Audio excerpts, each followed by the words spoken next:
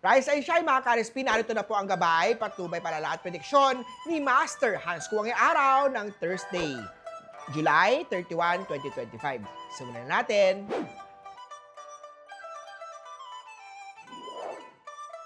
Para sa mga pinanganak ng Year of the Rat, tapusin mo na today ang mga natitirang mga task. Ang tagal na yan. Red at 3. Sa mga Year of the Ox naman tayo, hindi mo kailangan ipagpilitan ang sarili sa taong hindi naglalaan ng space for you. White at 2. Kay Tiger naman tayo, bumili ng mobile phone pouch to protect your phone. Mag-invest din sa RFID and card wallet para i-organize ang mga card mo. Yellow at 4. Kay Rabbit naman tayo, wrap up small duties para you can start August with confidence. Green at 6. Hindi kayo pang-reserve mga Year of the Dragon. Deserve mo maging first choice. Gray at 5.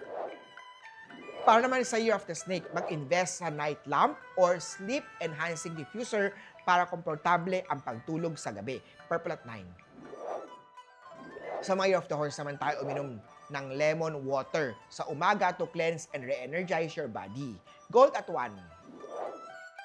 Kung ang lahat ng patience ay nauubos sa isang tao, Year of the Goat, baka siya na ang dapat tanggalin at hindi ang pasensya mo. Pink at 8. Sa Year of the Monkey naman tayo, wrap up all in box mga task mo. Clear your desk and clear your mind.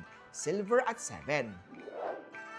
Sa Year of the Rooster naman tayo, kumain ng gulay bago mag-dessert para balanse ang pagkain.